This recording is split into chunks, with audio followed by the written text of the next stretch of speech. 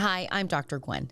I'm a clinical psychologist who's been empowering disabled individuals, their families, and their support systems for over 20 years. If you haven't already, please consider subscribing to my channel, where I curate tools, share mindsets, and promote habits to help the neurodiverse community thrive. Also, hit that notification bell so that you don't miss a thing. In this episode, I interview Darlene Hanson, who is a seasoned speech and language therapist who specializes in helping individuals with limited communication find and use their voice. Darlene helps us understand that voices come in many different forms and that communication involves two people. For individuals with communication challenges, a trained and attuned communication partner is a critical factor because this person creates communication opportunities, models communication skills, and ensures that a trusted space for someone's authentic voice exists. Darlene and I explore what presuming competence means and how this fundamental belief serves as a foundation to not only successfully, but respectfully support disabled individuals.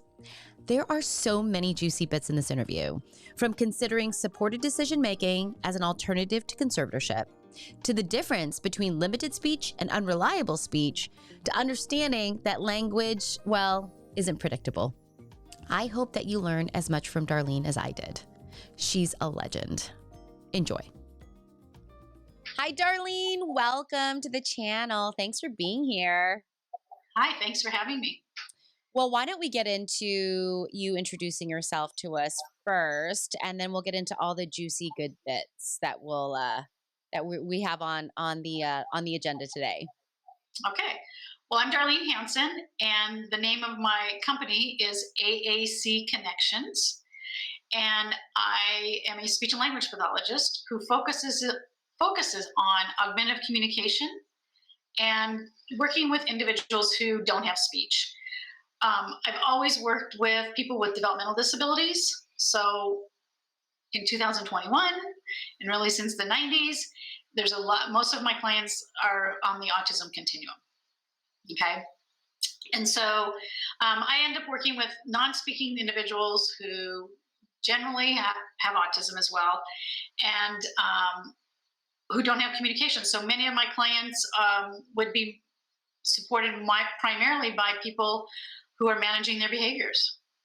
And so I work with that family or that team to build communication that is real communication, problem-solving communication to decrease the behaviors. Yeah, because, and that makes sense, right? Because communication or behaviors communicate something that's not being communicated more effectively. So to be able to really help someone who's non-speaking have a voice is so critical.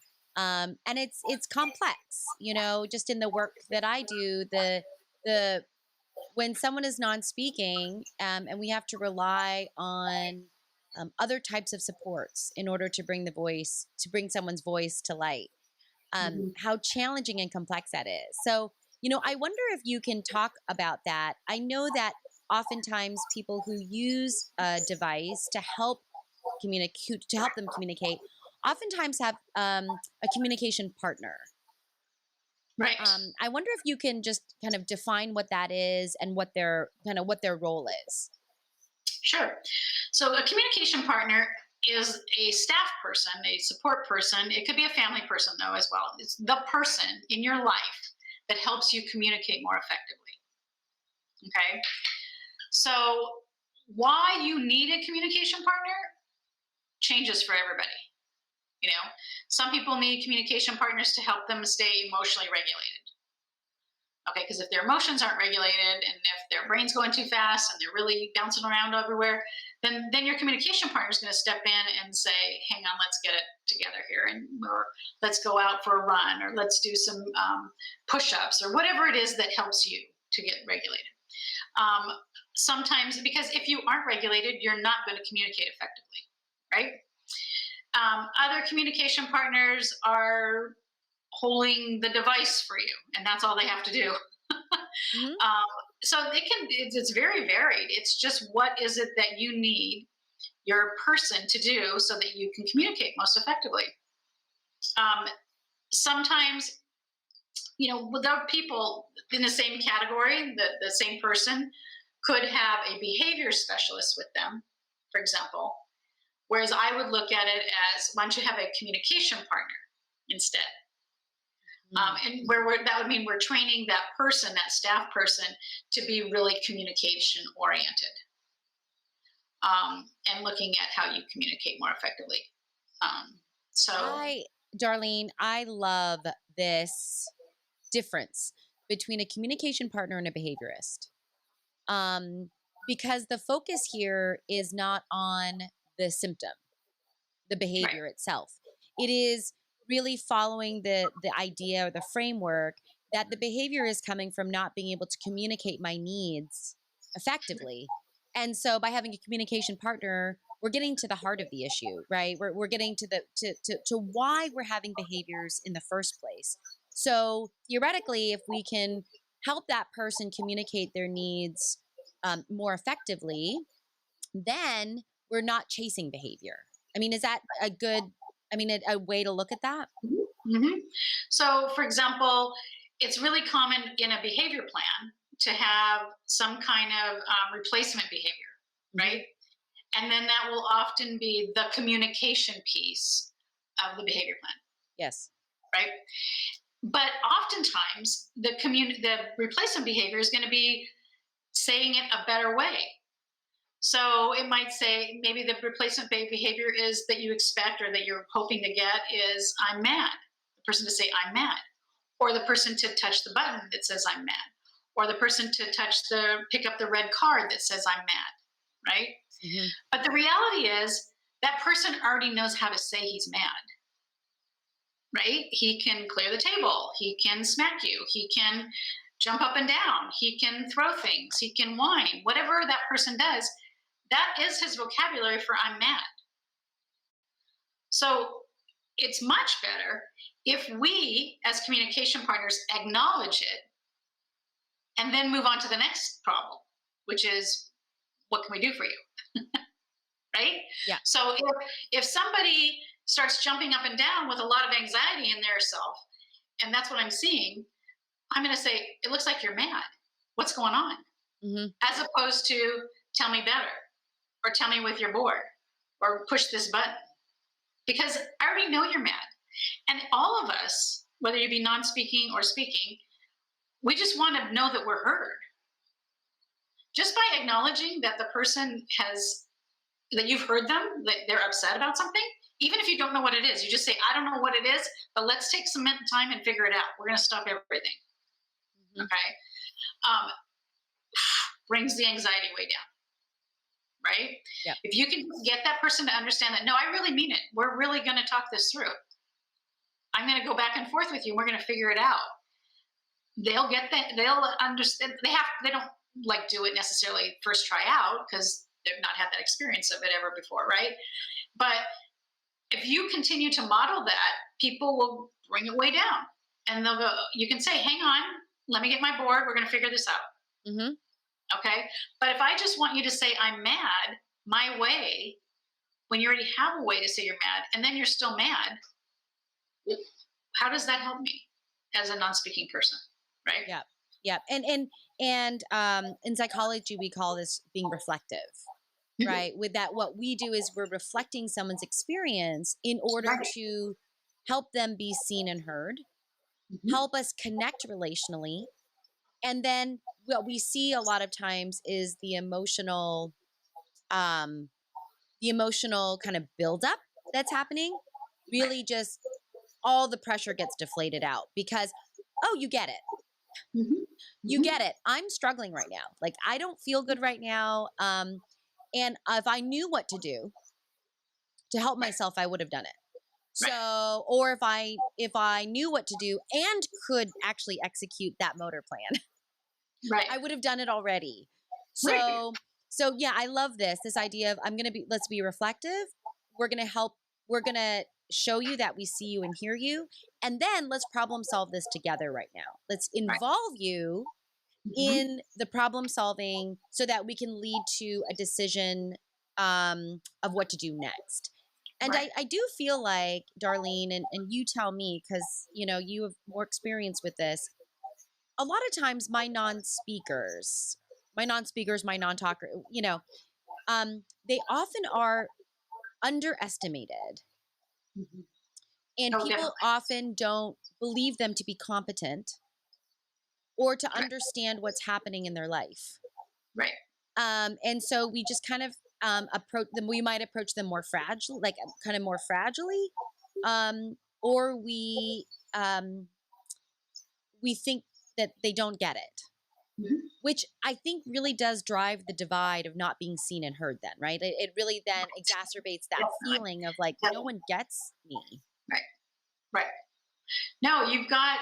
Well, I work and I train. When I'm training new people, I train under the presumption of competence. Yep. So I'm going to meet a person and I'm going to presume they're competent, and I'm going to talk to them just like I'm talking to you. Yep. And when they can't answer me, then I'm going to provide some kind of accommodation. And then if I find through that accommodation that would be working for them, it takes time to figure this out. But the point is, when they can't answer me, then I just explain it to them, okay, or teach them. Yeah. So because we really messed up the messaging I think for the individuals who are non-speaking, especially, but I think a lot of special ed situations. Um, but the whole idea that you just try again or you do it better, or no, that's not how we learn. People learn through experiences and feedback, right? Yeah. And there's no use to the feedback of try again, or that's not it. That is not the feedback you need. You need, like, what am I supposed to do about it? Feedback. Yeah. Like, if I'm reading an article with you and you don't say the answer right, and we try a few ways and you still can't get it, I'm going to go back to the article and I'm going to show you where we read it and where I said it, and then I'm going to say, so do you see the answer here? Because that's how we teach people to find out information that they don't know the answer to. Mm-hmm. Right? That's how we teach other kids. Mm-hmm. And then they can figure it out. And then if they don't figure it out, I'm just going to say the answer is balloon, or whatever the answer is. It's Mars or whatever. And then I'm going to move on to the next question. And I'm going to come back to, there's teaching has to go in there, because that reflection and feedback that we get on our experiences is how we learn to think. Right? Right. And that when we presume competence, and that we believe that people can think, right, that when we meet them there, right, that feels that's right. Like that feels right. And that's, well, and more than right, it's effective. Right. And thinking, presuming competence means that I think you are with me right now and having this shared experience, right? Yes. What you take away from it is your experience, and then what I take away from it is my experience. But that's how it works. So I don't not involve you because you don't speak. There's speaking is not a cognitive act; it's a neurological act. It's a motor act, right? Mm-hmm. And so people don't speak, it's generally because they are having some kind of neurological difference going on. That doesn't mean that their cognition isn't happening. But how do we build cognition? Is by this interaction we do. So if people don't build cognitive skills, it's probably because they never got the feedback. Mm-hmm. Right? And so if we start giving people feedback, well, then eventually you start seeing them learn. And Darlene, what a difference. Speaking Yes. is not a cognitive exercise or skill. It's a neurological. Right. One. Knowing the right answer is a cognitive skill. Yes. But not the act of talking. That's a motor thing. That's neurologically, your ideation's happening, right? Yes. Well, it's not happening. Yeah. But you can have cognitive stuff going on. Now, how it works out and how it gets organized in your brain and in your system, that part I don't know. But if I start interacting with you, I might get a better feel for that. Yeah. And maybe this is a good segue into what makes a great communication partner, because I have to know you Right. in order to reflect what I believe the experience is at this moment. Right. But what does make then a great communication partner? I mean, like great, like an exceptional one. The job description. Yeah. Now, I think that a communication partner, that doesn't mean you can't be a support person for some other purpose, right? Hmm. So, but as a communication partner goes, you want a person who is able to connect with some people.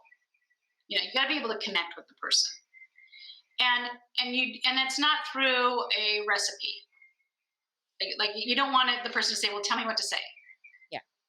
That's not going to work. I mean, I get it that you need that, but that's not going to work because communication is not a recipe.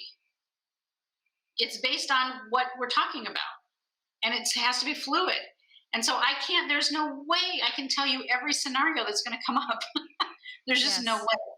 Yes. So I need you as the supervisory person, for example, when I'm looking at would you make a good communication partner, I need a person who just knows how to connect with someone and then who attends to that person, right? So when I see a communication partner that isn't attending, they're just like, if I'm saying, okay, we're going to learn about this plant life, and they're just attending to me talking about the lesson, and they're not attending to the person that they're supporting, especially now on Zoom, I'm like, okay, hang on, he's not happy right now because I can see it in his face. But they're not seeing it because they're not attending to the person. And I don't want you to keep going. I want you to say, hang on, we got to take a second. Right? I want you to be that responsive. Yeah. If you start, I don't want, what I tell people when I'm training them is I don't want you to go and write it in your notes. I want you to act on it right now. So I don't want anybody coming back saying, oh, he didn't pay attention today. He was having a hard time. He was just randomly touching the answers. Don't write that down. Say it right then. Say, Joe, you need to pay attention. Give these 4 choices. Which one do you pick? And fix the problem right then. Don't just wait and then go through your half hour and then write it in your notes that's how the day went when you didn't give them any feedback.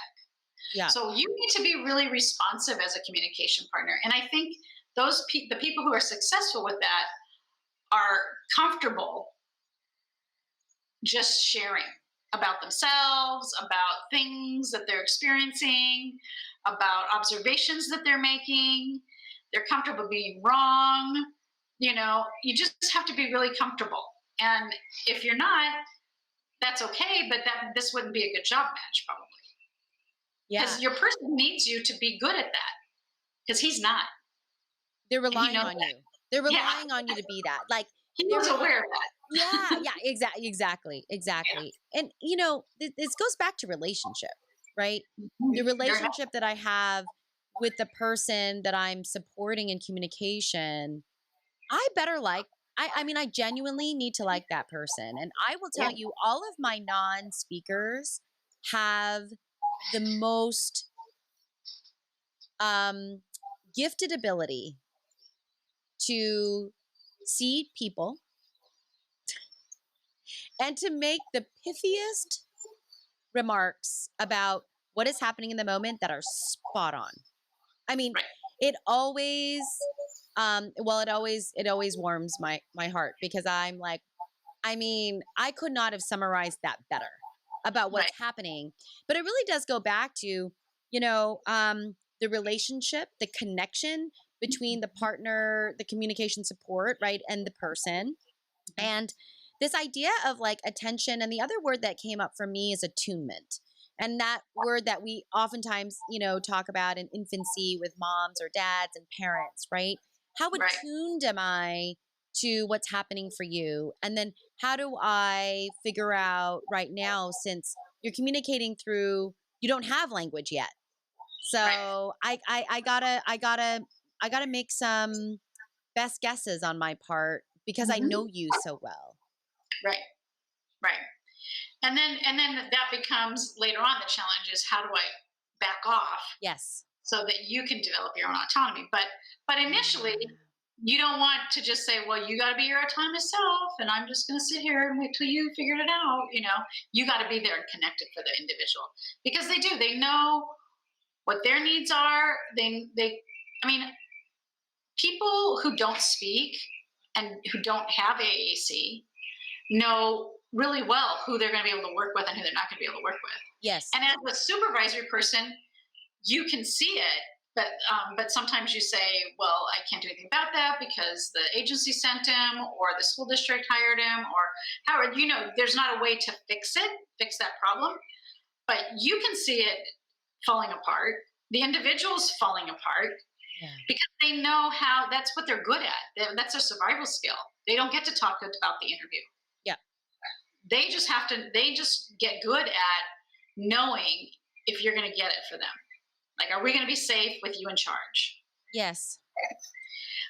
And that's the only thing they could do for all these. That's what they did develop well. Was that ability to assess that. Yeah, Exactly. and it's survival. I mean, I think you're right. It's survival. Because in so many ways, my well-being is in your hands. Right.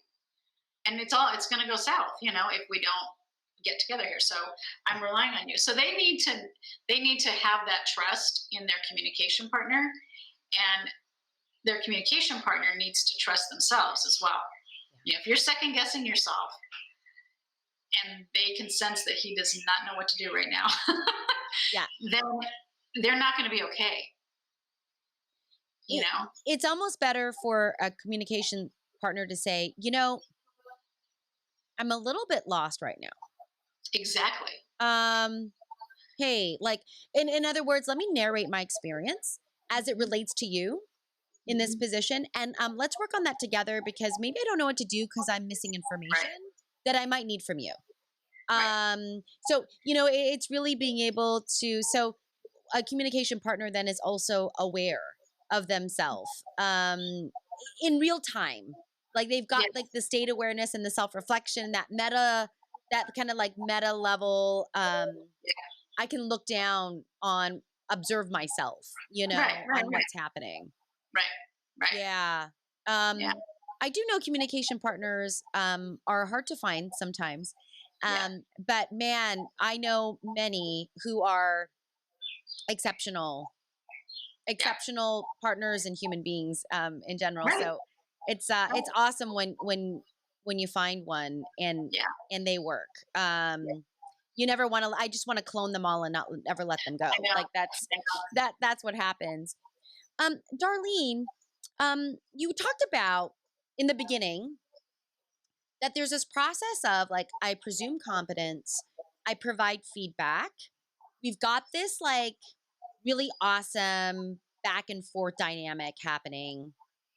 And I'm hoping that that person is building their own skills to communicate more effectively, more autonomously, more independently through this process. Which then leads to something you said, which is, when that's really good, then we have to really figure out then how to pull that partner back. Right? And how counterintuitive or paradoxical that can be. Like, in the beginning, I may be taking on a lot of the responsibility of the communication and hoping that I'm teaching you how to take it on for yourself. And then I'm pulling back. Darlene, it just sounds so complicated. And I know how complex it is to fade a one-on-one aid at school. And this is way more complicated, I think, than that. Yeah. It really is. It's a very, I want to say strategic, although it's not like a formula strategic, but it's very, you have to pay attention to what you're doing, when you're fading and building autonomy. But it starts with things like, I think anyways, it probably starts with you sharing the expectation that you want that person to share with you what they're thinking.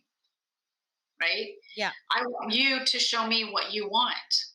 That, like, a person's not going to show their autonomy if they just have to be with you and they're completely like this is my job, and so now I just do it. And then that individual, that non-speaking individual, is just going to go, well, he just comes here because it's 8 in the morning, and that's what he does at 8 in the morning on Wednesdays. Yep. You know, so you are really building that in the first place. That idea of, no, I want to know what you have to think on this. I truly want to know. And then you're building that trust, and that really, again, it goes back to relationship.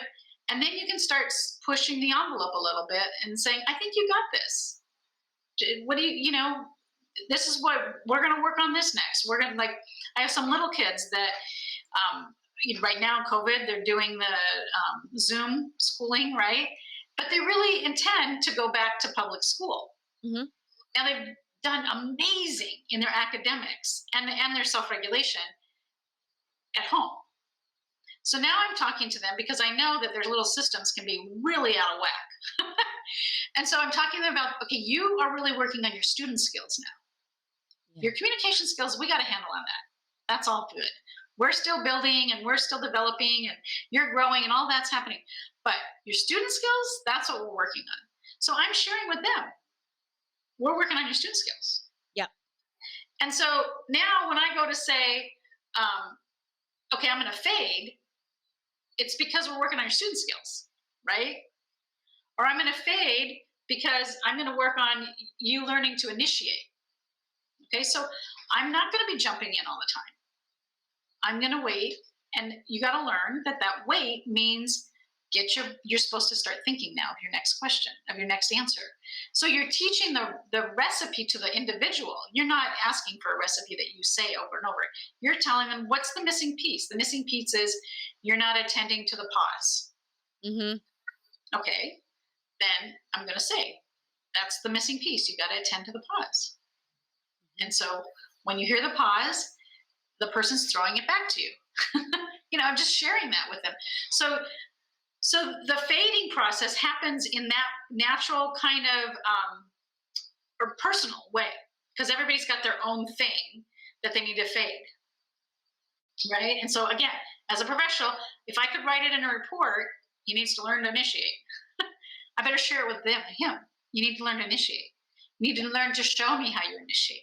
And that initiation might not happen with someone going and getting their board and bringing it to me, or their device and bringing it to me. That might not be how that initiation happens. Initiation might happen by them squeezing their hands really tight. Oh, you got something to say? Like, I have to acknowledge it. So all of this means to me that as a communication partner, you have to be perceptive of where you fit in the process, mm-hmm.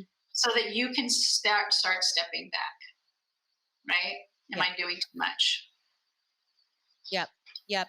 And that there's a phrase in the disability world and community, which is with them, not for them. Right? I do it with you, mm-hmm. not for you. Because you're involved in this process. And the more that you are involved in this process, the mm-hmm. more you get to experience this for yourself. And you develop your own recipe or your own systems for how you manage this, whatever this fill in the blank, is. Right. But how important it is to include, yes. The person in their life. I mean, that's.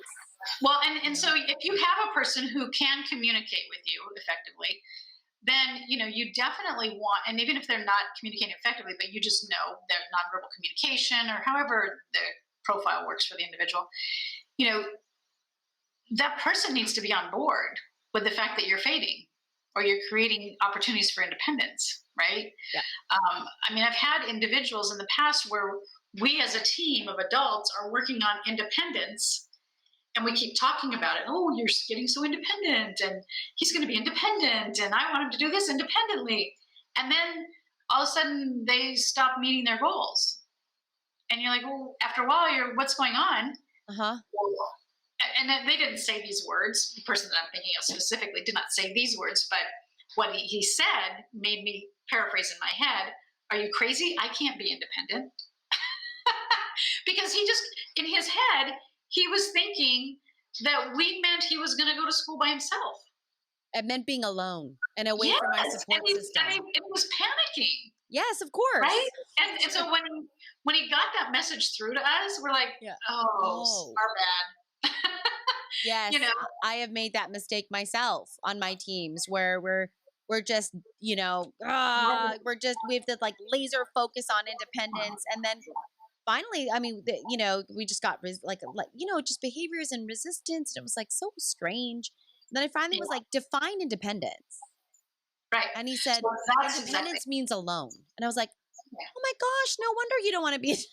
I know. No, that's on exactly me. That's on me.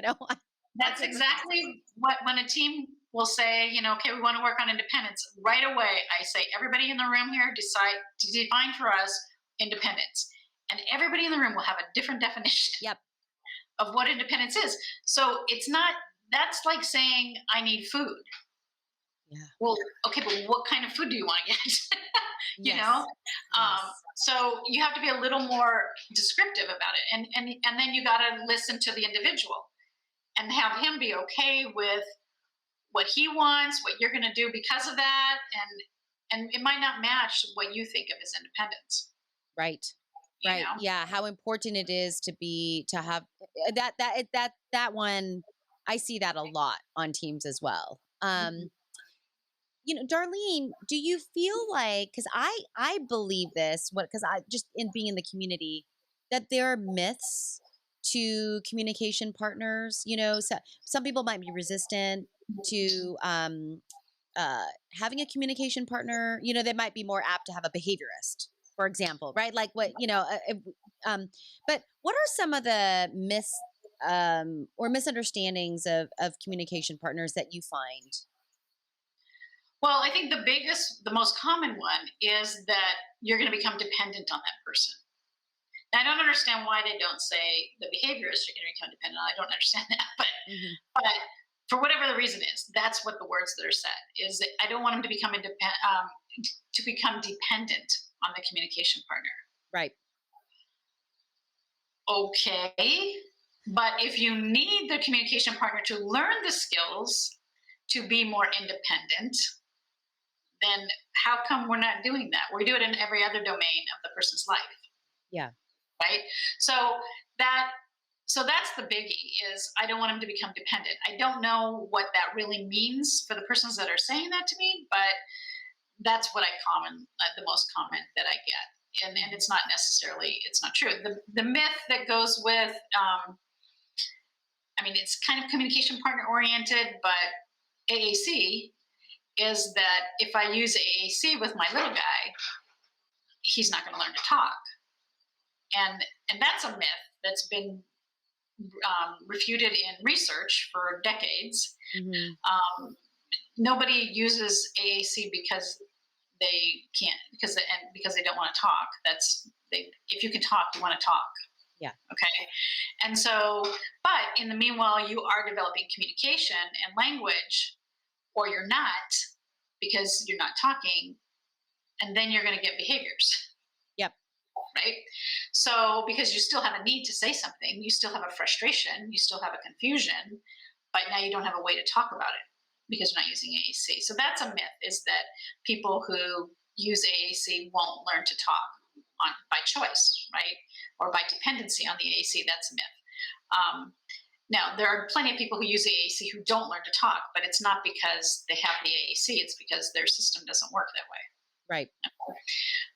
And then there's more people who use AAC and do learn to talk because of the AAC, because now they are expressing themselves and they're not so frustrated. Yep. And all of the things that are in a positive way there. So that's kind of like, that's not really a communication partner, but it's a communication support. Yep. Is the AAC, right? Right.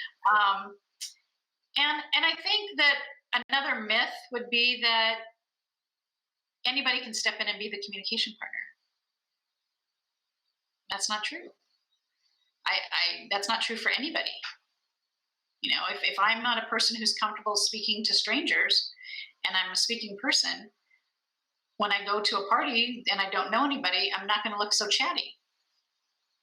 But if I go to my family event, I'm going to look like a chatty person if that's who I am, right? It makes a difference who I'm talking to. And so And then there's people who can cut me off, and then I'm not going to keep talking to them, right? And so all of us have that same value, and so not everybody can be your communication partner. Mm-hmm. So we have to figure out how to adjust our system to support the individual, so that remembering that they are the focus, right? Yep. They are the focus, not.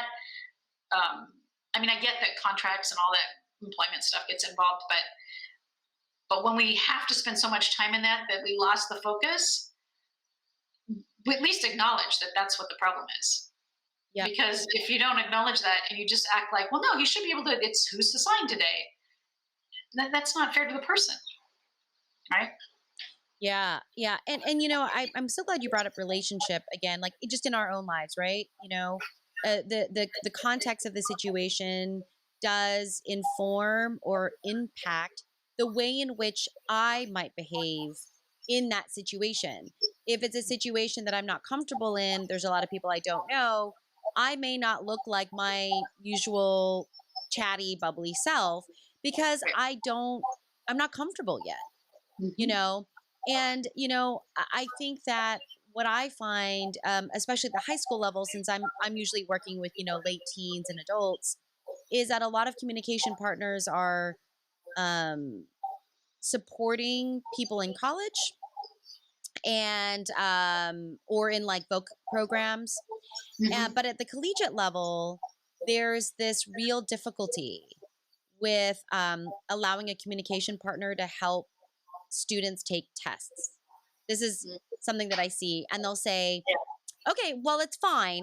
We just need to get someone that doesn't that's not involved, and then they can help them. And I'm like, well, that's not going to work. And it's challenging to then talk about why that support is necessary and why it just can't be a neutral person.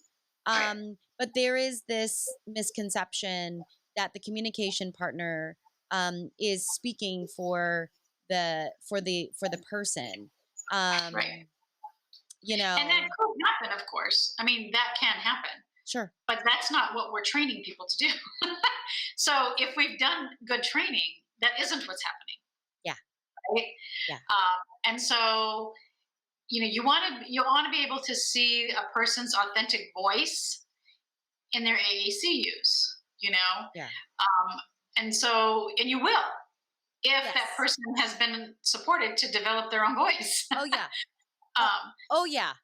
But if you don't, I mean, whoever I'm supporting, their voice sounds like their voice. They don't all sound like me. Like some people, they'll be poetic. I am not a poetic person. And they're being poetic. I'm like, oh, I have to read this now. Like, hang on a second. To even get what you just said, Yeah. Yeah. And so I'm not, language is predictable. Okay. And that's just, everybody's language is predictable. If I stop in the middle of a sentence, you'll know that was the word, right? So that's normal. But if I have to learn as a communication partner how not to step on those toes, So if I see a communication partner, for example, who's always asking yes questions, oh, that's what you want to say, right? Or that kind of thing. Sure. Well, that's not a good support to give the person. You should check and confirm and clarify all the time, but don't lead them into the answer. So like for me, sometimes I'll just say something, I'll ask my clarifying questions, and then every once in a while I'll throw in something ridiculous to see if it's just a yes, and I'm like, okay, see, I want to make sure you're paying attention because I really want to know from you what you're thinking right now. Okay. Yes. Don't be agreeing with me. And so, but that's the point, is I want to help the typing person, the communicating person, AAC user, whoever they are, to know that they're supposed to be conveying their message. They're not supposed to go with whatever I agree to. It's not about me. It's about you. Yeah. Okay? So, so all of that matters. You have to know the person in order to do that, right? Oh, absolutely. I mean, I love how you're like this authentic voice, because I've been in situations where something's come through and I'm like, hold on one second, I need to look up that word. Like Yeah. I don't know what that word is. Yeah. I So know. let me look it up because I need the vocabulary definition. I can't I even tell know. you how many times that's happened to me. And that's always a surprise. For me, it's always this confirmation. Like, this Yeah. is really their voice and Right. not mine Right. because No, I don't even know what they're they're talking about. way smarter than me.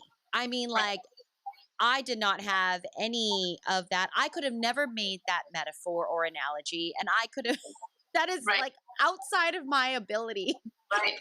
Right. So Right. it's, yeah. And of course, it is. You have to believe me that I'm telling you the truth. That I don't know what they're talking about.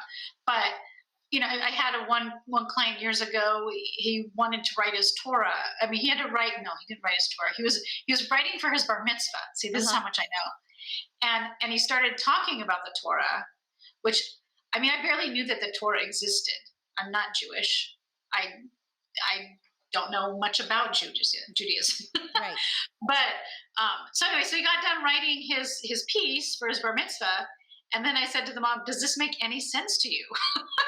Because I have no idea why he's talking about this, or I don't even know what you do to make a bar mitzvah. Yep. Right.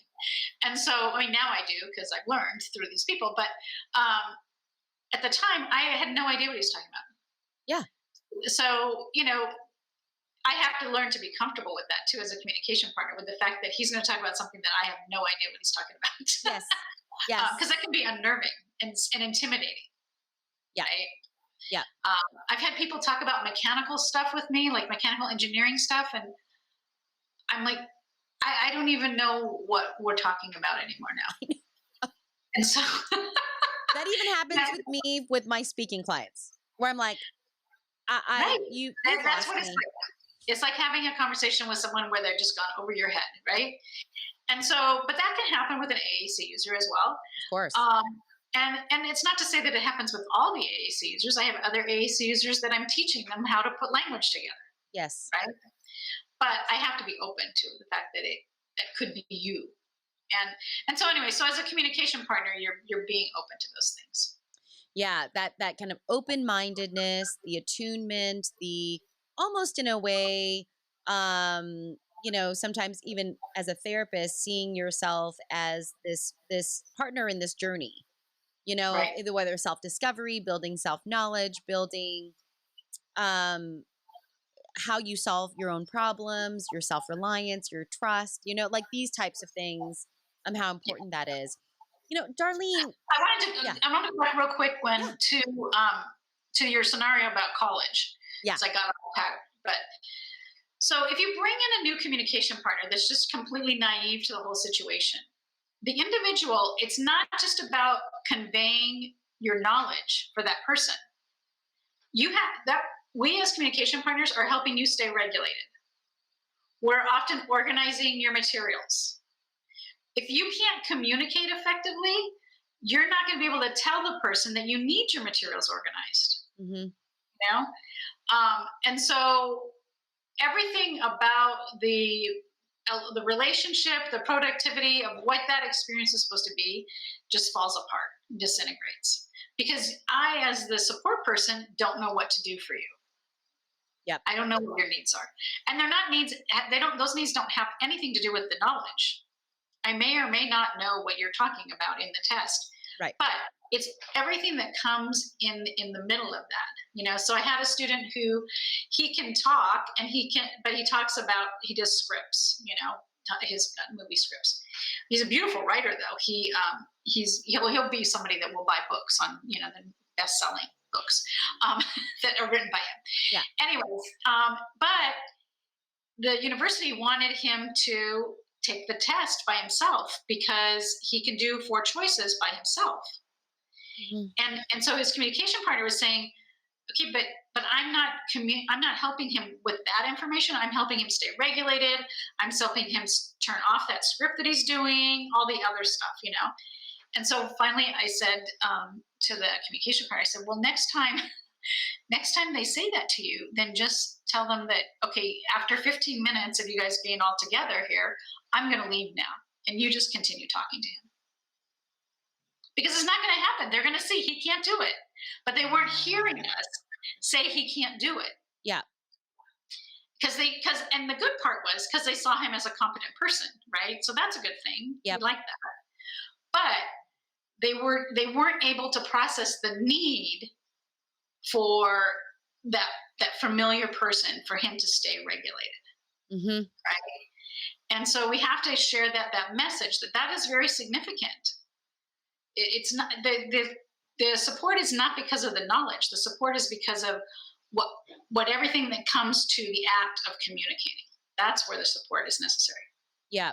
Yeah, absolutely. It's in all the systemic process oriented things that allow, it's almost like that allow the knowledge to come to fruition, like to come through. Right. It's like clearing the path for that knowledge to come through, right? And so many times we see that to be an organizational function. Whether it's let's calm things down, like let's regulate, and be in a position where I can learn or be organized in my thinking to express myself, right? Those are all things that people that maybe are not as familiar with our community, they don't understand as being needs because they're not necessarily seen per se. But that we know because we're in it in a very intimate almost kind of way. It's almost, I call them suppressor variables. If you've got all these suppressor variables, you're not actually, there's nothing that's, you're not going to see this person's true potential or what they can do. So we really need to remove some of those in order for you to see that. And that if they don't know how to do that on their own. And that's why I'm here. But if they knew how to do it on their own, I wouldn't be here. Right, exactly. Yeah. So many times I say that. When you're training a communication partner, that's kind of what I do is I tell people that the new staff person, I want you to attend to what he's saying because that's what we do when we're communicating with people, but pay attention to what I'm doing. Yeah. Because that's what you're going to do, because otherwise we have this little conversation and I'm supporting the person and they're communicating and we're all talking and that's great. And then I say, okay, now you step in, new person. And they're like, well, what am I going to do? I'm like, no, see, you have to be watching what I'm doing, and listen to how I'm doing it. Like, what's my timing like? What am I attending to? What am I talking about? Why, when I said, look at the board, why did I say that? And you should have seen that he wasn't looking at the board. Yeah. So you can know that that's what I do when he's not looking at the board, right? So I want you to pay attention to me as the communication partner, because that's the information that the person needs you to have. What he's saying is right here on his device. You can see it whenever we need to see it, right? He wrote it. It's right there. It's in view. So, that training people to be a good communication partner is really about, they have to learn and think about what am I doing as a communication partner, or what is that successful communication partner doing? Yeah, that's making it successful, and then emulate that, right? So, I mean, it's funny. One of the questions that I ask everyone I interview is, if you could only choose one skill, right, to empower an individual with, what would it be and why? And I do want to know the answer to that for your clients. Like, if you're like, gosh, Gwen, if I could only work on one thing with my clients, what would that be? But this question also is interesting from a communication partner standpoint. If there was only one thing that you said, I want to teach a communication partner how to do blank, and that would make a big difference in their ability to effectively support someone, what would that be, Darlene? I think it would be to observe. You have to observe the individual, like really observe him. Notice that he's breathing fast now. Notice that the pitch in his tone just went up. Notice, that he's now rearranging everything on the desk. And every time he does that, it's because he's anxious, right? Yeah. Notice those things. I think that's probably, because if you ignore it, the person's going to get more anxious. Yeah. And none of us communicate when we're anxious. Yeah. I use Maslow's hierarchy all the time. Yep. Let's just go back to Maslow's hierarchy. Nobody does this if they're not feeling like their foundation is solid. Yeah. Right. Yeah. So that's probably the one thing for the communication partners. How about your clients? How about the communicators? Gosh, there's so many pieces. So hard because everybody's so unique. But what I'm empowering them to do is to probably to say no. To say, and by no, I mean no, like I don't understand, I'm confused, I don't want that. Just give me some feedback that makes it so that we're going now in your direction rather than my direction. Yeah. Right? Yeah. Yeah. It's probably a pretty empowering skill. Absolutely. I mean, because, if you can say no, because, no, please, no, and that can lead to something. Think about, if we just go back to Maslow's hierarchy, then my communication is being used to establish my own safety. Right. And the feeling of my own safety in my life, right. Which then allows me to communicate more, to learn more, to be more engaged, to be open to feedback, right? So sometimes my clients aren't necessarily open to feedback sometimes. Right. And that's something to look into that day, right? Like, I'm not going to force you to take feedback. But if I notice that you're not taking feedback, let's have a conversation about that. Right. And how we might want to use our time together in a more effective way. Because, sometimes there are days when like, I don't want feedback. Like I'm tired of feedback. I get feedback all day long, and whatever that is. But how important that is to have a voice that establishes my boundaries and that people respect. Mm-hmm. Mm-hmm. Right. Right. Darlene, you talk also about the importance of someone having like critical thinking skills and decision-making skills, kind of so that they can be an active agent, right, in their life. Talk more about that, as we kind of wind down here. Well, lately, like the past 2 years now, I guess, I've always been into self-advocacy and helping people to develop their own self-advocacy skills, right? Because that's my communication background and that's what I want people to be empowered to feel comfortable with. But in the past couple of years, I've been working a lot with and thinking a lot about supported decision-making, okay? And supported decision-making is a process and a system that you kind of set up for yourself as an individual who needs a communication partner, or needs support to communicate, where you've identified what that support looks like. So as an adult, you don't have a conservator, you have support people that help you make your decisions. And together with your support people, you're talking about your finances or your medical needs or whatever it is that you need to talk about, your schooling, vocational, whatever. And so it's a way of talking about how the individual is going to be in charge for themselves, but with support. Yeah. Okay.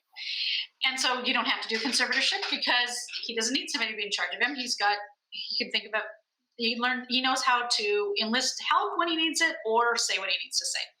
Okay. So that's all good. But what happens is that we don't teach those skills in special ed for those students who are the most significantly impacted by their communication, right? We teach them to make a choice for what they want for lunch, or use a board with 10 words on it or something like that, right? And so then, sure enough, you get to be 18 and the parents rightly so are saying, well, he can't make decisions for himself. Well, we never taught him to make decisions for himself. Sometimes we actually taught him not to make decisions for himself because I don't know wasn't an option, right? So the reality is that general ed curriculum, core standards, however you're calling it today in 2021, it develops critical thinking skills and decision-making skills for everybody else in the schooling, right? But we don't have those kinds of things going, those kinds of opportunities going on in our special ed classrooms the way we need to. Again, it has to be beyond choice making. Of course, you're making a choice when you're making a decision, but if we only teach people to make the choice about what they want right now, in the here and now, to eat or to play with, that's not going to get you a person who can make good decisions for themselves, and that they should probably have somebody helping them in a bigger way, right? Yeah.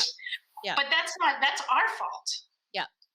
So I'm very into right now advocating for teaching critical thinking skills.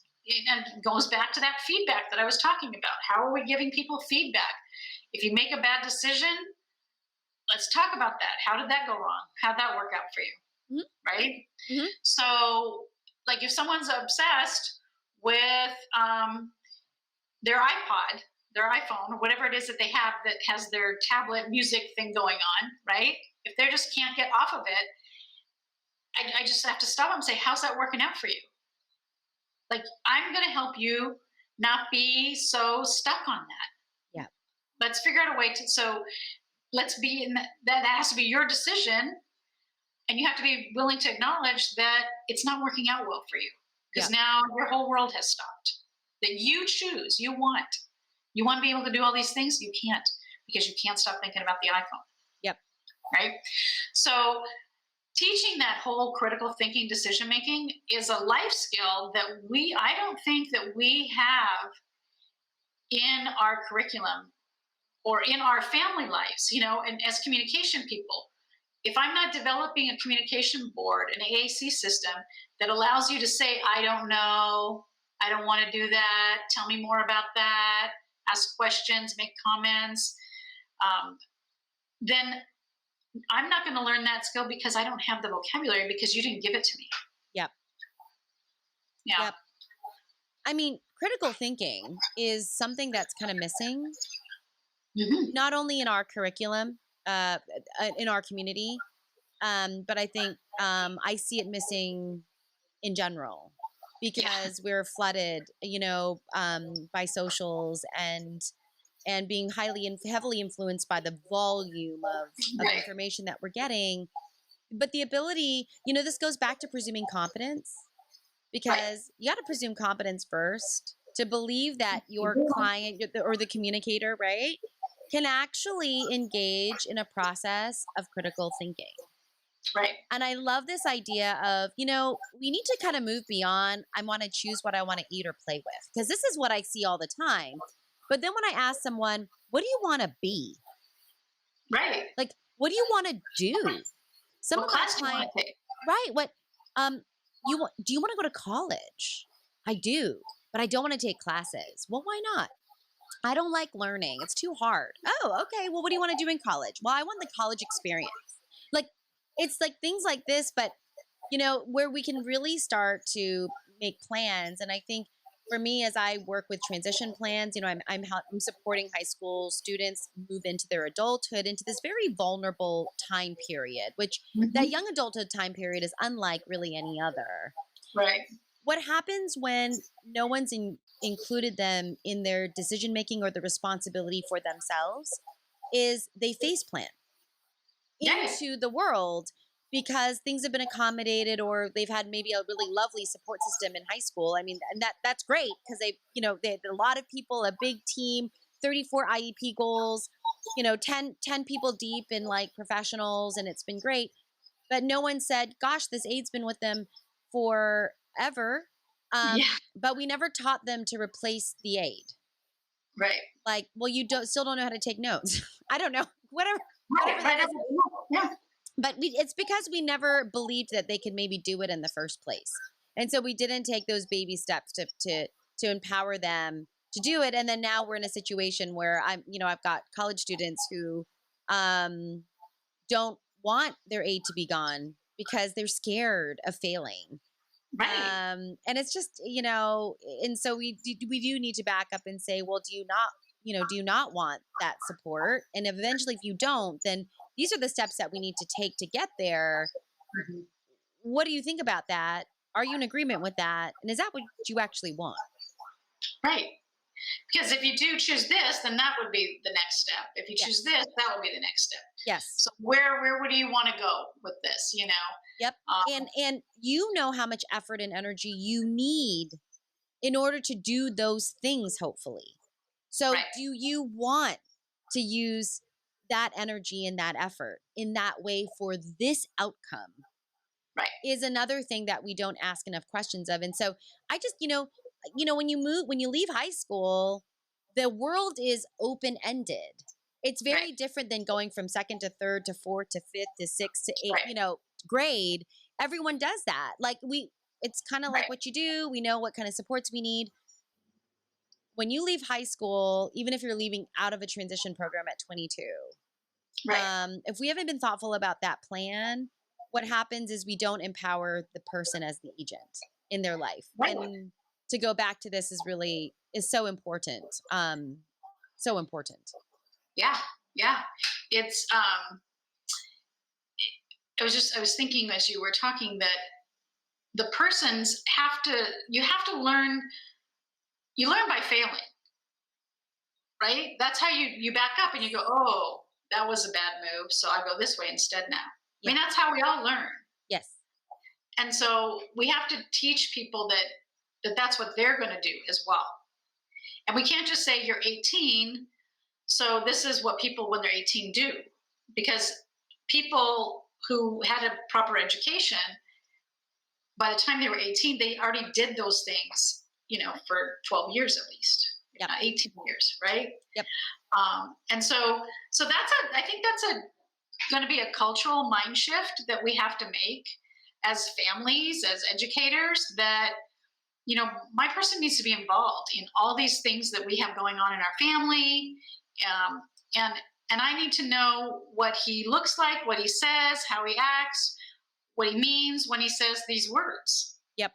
Right? Or when he says these scripts, or when his body does this thing, so that I can hear him, and then we can change alter our course however we need to do that. So, so that's, I think that the critical thinking is going to be with the supported decision making, and I totally get it that people are fearful of supported decision making if they haven't had that experience. Yeah. But that's because you didn't, and I'm not blaming people because I was a part of that too, but that's because we didn't create a way for those individuals to be a part of this. Yes. From the beginning. Yes. And so we have to own that. We have to own that and change it. Yeah, agreed. I love that. Darlene, if people are watching this, what's the best way for them to find out more about you or contact you? So I have a website. It's aacconnections.org. Great. And so that's the best way. My email is Darlene, DARLENE @aacconnections@gmail. Great. And I'll put that in the description below so that people can do that. Darlene, thank you so much for being here today and for sharing all of your lovely expertise with us. Well, thank you. Thank you for having me. It was a good conversation. Thanks. Thanks for spending your time with me. If you're interested in finding out more about Darlene, her information is in the description below. If you got any value from this interview, please hit that like button and subscribe to this channel. Doing so helps to get this information to others just like you. See you in the next video, and thanks for watching.